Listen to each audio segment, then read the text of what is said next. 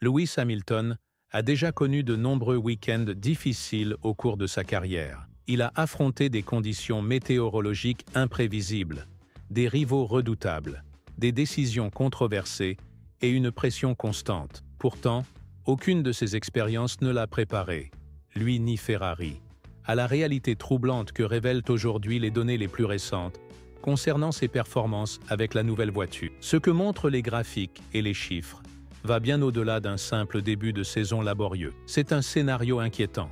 Les ingénieurs, les stratèges et même les plus hauts responsables de Maranello ont été surpris par les tendances qui émergent. Tour après tour, les données dressent le portrait d'un septuple champion du monde qui, pour la première fois depuis longtemps, semble déconnecté non seulement du podium, mais aussi de la machine qu'il pilote. Les gros titres ne racontent pas tout.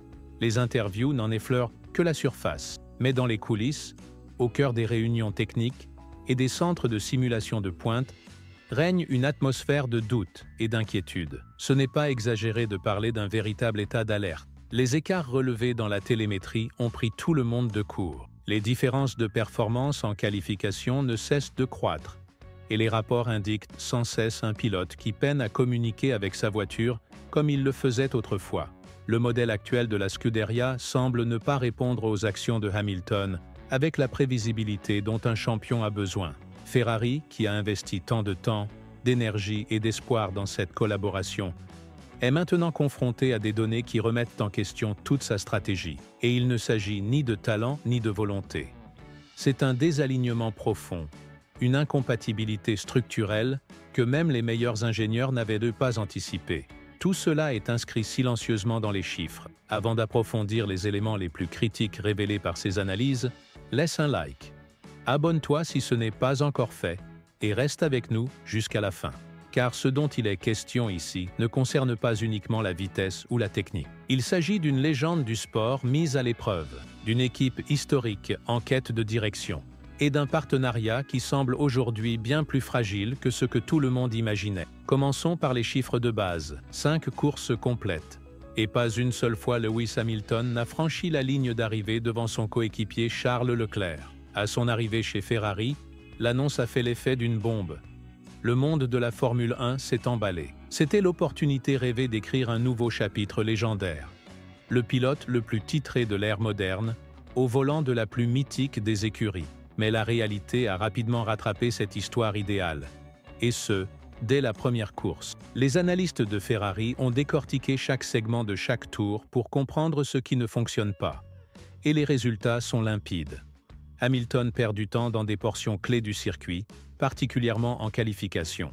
Les données montrent une perte d'efficacité dans les virages lents, une hésitation à l'entrée des courbes et un manque d'adhérence au milieu des virages. Techniquement, il n'arrive pas à maintenir les pneus dans leur plage de fonctionnement idéal, contrairement à Leclerc. En d'autres termes, il ne fait tout simplement pas encore confiance à la voiture. David Coulthard, qui suit les évolutions techniques du sport depuis plusieurs décennies, a été clair. Hamilton est en dessous des attentes. Ce n'est pas une critique gratuite, mais une constatation basée sur les faits. Selon lui, les graphiques avec prudence. Ce n'est pas un manque d'engagement, mais plutôt un conflit entre les réflexes acquis chez Mercedes et les réactions imprévisibles de cette nouvelle monoplace. Billy Monger a lui aussi exprimé le malaise visible chez Hamilton. Et cela se comprend. Il ne s'agit pas seulement d'être devancé. C'est qu'à chaque nouveau tour, les données montrent que l'adaptation n'a toujours pas eu lieu. Dans une récente interview, Hamilton a même qualifié la voiture d'extraterrestre, affirmant qu'elle se comportait d'une façon totalement étrange pour lui. Lors du sprint en Chine, il y a eu une étincelle d'espoir.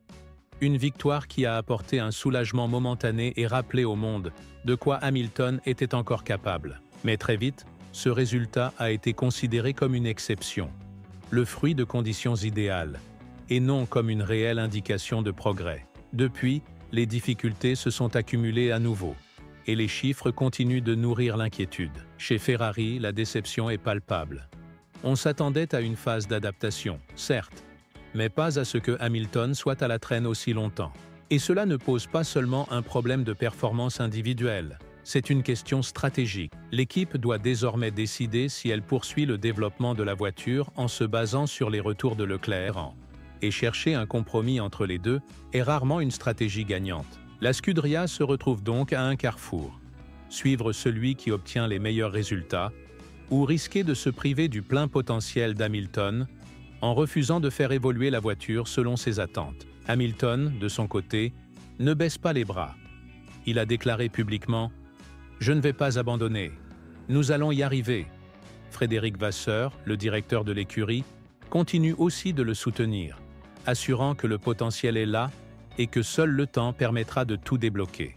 Mais en Formule 1, le temps est un luxe. Le calendrier avance sans pause, et chaque course où Hamilton reste en retrait est un nouveau chapitre d'une histoire que Ferrari aurait préféré ne jamais écrire. Alors que la saison se dirige vers Miami, la tension est à son comble. Les regards ne se portent pas seulement sur les chronos. Ils scrutent les données, les courbes, les tendances. Le fossé entre Hamilton et Leclerc reste bien visible. Et la question n'est plus simplement de savoir s'il va retrouver son rythme. Il s'agit de savoir s'il parviendra à reprendre le contrôle d'un récit qui, autrefois, le couronnait roi. Les chiffres ne sont plus de simples statistiques.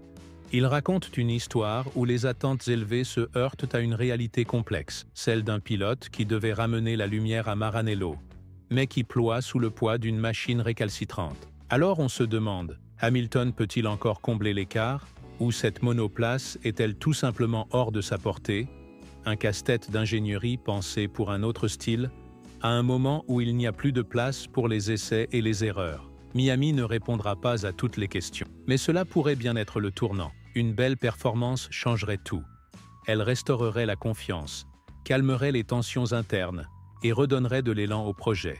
Mais si les difficultés persistent, si les données racontent encore la même histoire de déconnexion et de potentiel inexploité, alors les débats sur l'avenir d'Hamilton chez Ferrari vont s'intensifier. Et c'est là que se profile une hypothèse troublante. Et si Hamilton était simplement le bon pilote, au mauvais moment, dans la mauvaise voiture, car parfois, même les plus grands ne peuvent rien face à certaines situations. Continue de parler le même langage, l'histoire entre Hamilton et Ferrari ne fait que commencer.